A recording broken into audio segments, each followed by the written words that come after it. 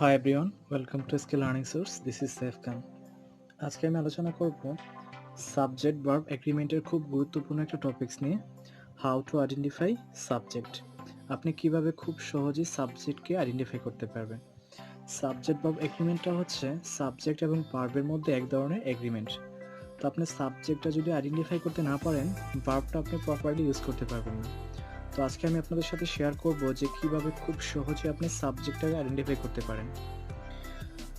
খুব সহজে আপনাদের বোঝার স্বার্থে আমি সেন্টেন্সগুলোকে প্রথম বাংলাতে লিখেছি যে কিভাবে আপনি সাবজেক্টটাকে আইডেন্টিফাই করবেন। এখন টেবিলের পায়াগুলো ভাঙা, এই সেন্টেন্সটার মধ্যে সাবজেক্ট কোনটা?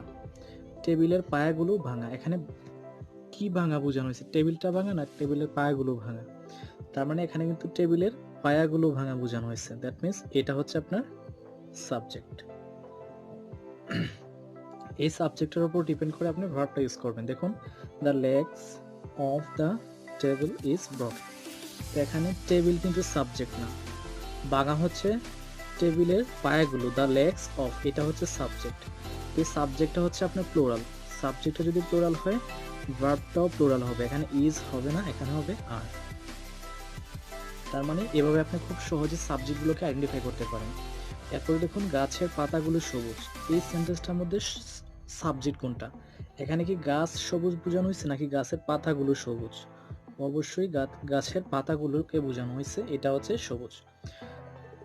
তো এটা যদি সাবজেক্ট হয়, এটার উপর ডিপেন্ড করে ভার্বটা ইউজ হবে।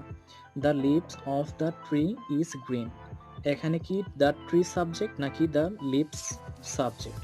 অবশ্যই এখানে যদি পাতাগুলো সাবজেক্ট, তার মানে এটা হচ্ছে এখানে সাবজেক্ট। তো এখানে ট্রি এর পরে কিন্তু ইজি হয়, দ্য ট্রি ইজ গ্রিন, কিন্তু এখানে ট্রি তো আর সাবজেক্ট না, সাবজেক্টের উপর ডিপেন্ড করে তো আমাদের ভার্ব ইউজ করতে হবে। তার মানে দ্য লিভস হচ্ছে সাবজেক্ট, এই সাবজেক্ট যদি প্লোরাল হয়, এখানে ইজ না হয়ে হবে আর। এটা হচ্ছে রাইট অ্যান্সার।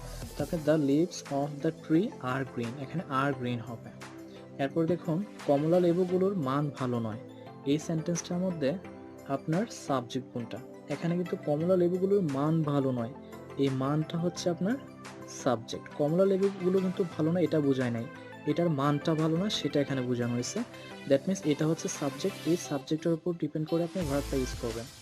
দেখুন, the quality of the orange is not good, এখানে অরেঞ্জেস, এখানে প্লোরাল আছে, এটা কমলা লেবুগুলো। তো এখানে প্লুরাল হওয়ার কারণে স্বভাবতই আমরা মনে করি এখানে ইজ না হয়ে মনে হয় আর হওয়ার কথা ছিল বা আর হবে, কিন্তু এটা কিন্তু এই সেন্টেন্সে অরেঞ্জ কিন্তু দ্য অরেঞ্জেস কিন্তু এই সেন্টেন্সের সাবজেক্ট না, এই সেন্টেন্সের সাবজেক্ট হচ্ছে মান, মানে quality. The quality of the oranges is not good, তার মানে এখানে কোয়ালিটিটা হচ্ছে সিঙ্গুলার, এজন্য ইজ এখানে ভার্ব, আর ইজ ঠিকই আছে, এখানে আর হবে না। তো এভাবে আপনি খুব সহজে সাবজেক্টটাকে আইডেন্টিফাই করে ভার্বটাকে ইউজ করতে পারেন। এরপরে একটা সেন্টেন্স দেখুন, ডিমের বাক্সটি মাটিতে, এই সেন্টেন্সের সাবজেক্ট কোনটি? এখানে কিন্তু ডিমকে বোঝানো হয় নাই, ডিমগুলো মাটিতে না, ডিমের বাক্সটি মাটিতে, এই বাক্সটা হচ্ছে আপনার সাবজেক্ট। এইটার উপর ডিপেন্ড করে আপনি ভার্বটা ইউজ করবেন। দেখুন, the box of the eggs are on the ground, তো এখানে এগস আমরা প্রথম যখন সেন্টেন্সটা দেখি মনে হয় ঠিক আছে যে দ্য এগস আছে, এটা যদি প্লোরাল, ভার্বটা প্লোরাল দিতে পারবে, কিন্তু এই সেন্টেন্সের সাবজেক্ট হচ্ছে আপনার দ্য বক্স, দ্য এগস কিন্তু এই সেন্টেন্সের সাবজেক্ট না। তো এখানে দ্য বক্স যেহেতু